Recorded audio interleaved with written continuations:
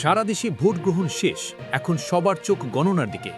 কিন্তু এরই মধ্যে রাজধানীর গুলশানে বিএনপির কার্যালয় থেকে এলো এক চাঞ্চল্যকর ব্রিফিং। বিএনপি নির্বাচন পরিচালনা কমিটির মুখপাত্র মাহদি আমিন অভিযোগ করেছেন, ভোটের আগের রাতে কালো টাকার মহোৎসব চলেছে। অনেক জায়গায় আগে থেকেই সিল মারা ব্যালট পাওয়া গেছে। এমনকি মৃত মানুষের ভোট দেওয়ার মতো ঘটনাও ঘটেছে। এরপরও কেন বিএনপি বলছে তাদের বিজয় অনিবার্য? বিস্তারিত জানাবো আজকের প্রতিবেদনে। বৃহস্পতিবার বিকেলে ভোট গ্রহণ শেষে গুলশানে বিএনপি নির্বাচন পরিচালনা কমিটির কার্যালয়ে সংবাদ সম্মেলনে বক্তব্য দেন মাহদি আমিন। তিনি অভিযোগ করেন, একটি চিহ্নিত রাজনৈতিক দল সামাজিক যোগাযোগ মাধ্যমে গুজব ছড়িয়ে ভোটারদের মাঝে ভীতি সৃষ্টির চেষ্টা করেছে। তিনি আরও বলেন, দেশের বিভিন্ন স্থানে জাল ভোট দেওয়া হয়েছে এবং ফ্যাসিবাদী আমলের মতো একজনের ভোট অন্যজন দেওয়ার অপসংস্কৃতি পুনরায় দেখা গেছে। মাহদি আমিন জানান, ভুয়া পর্যবেক্ষক নিয়োগের মাধ্যমে ভোটারদের বাধা দেওয়া হয়েছে। বিএনপি এ বিষয়ে আগে থেকেই নির্বাচন কমিশনকে অবহিত করলেও কমিশন যথাযথ পদক্ষেপ নিতে ব্যর্থ হয়েছে বলে তিনি দাবি করেন।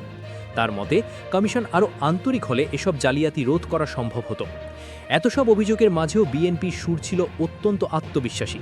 মাহদি আমিন স্পষ্ট ভাষায় বলেন, ধানের শীষের জোয়ারে বিএনপির বিজয় হবেই। ধানের শীষের বিজয় অনিবার্য ও নিরঙ্কুশ। তিনি মনে করেন, কোনো ষড়যন্ত্রই এই গণজোয়ারকে স্থিমিত করতে পারবে না। ভোট গণনার এই সন্ধিক্ষণে নেতাকর্মীদের প্রতি কড়া নির্দেশনা দিয়েছে বিএনপি।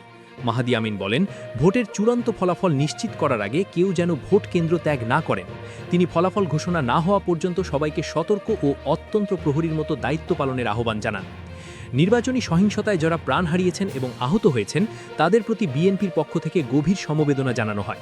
একই সাথে নিরাপত্তার দায়িত্বে থাকা আইনশৃঙ্খলা বাহিনীর ভূমিকার জন্য তাদের ধন্যবাদ জানান মাহদি আমিন। সিলমারা ব্যালট বা মৃত মানুষের ভোট, এসব বিএনপির অভিযোগের পর নির্বাচনের গ্রহণযোগ্যতা নিয়ে আপনার ভাবনা কি? ধানের শীষের কি সত্যি নিরঙ্কুশ বিজয় হতে যাচ্ছে? কমেন্টে আপনার মতামত জানান। ভিডিওটি লাইক, এই খবর নিয়ে আপনার মতামত কি? সবার আগে কমেন্টে জানাতে ভুলবেন না। সাবস্ক্রাইব করুন। ভালো লাগলে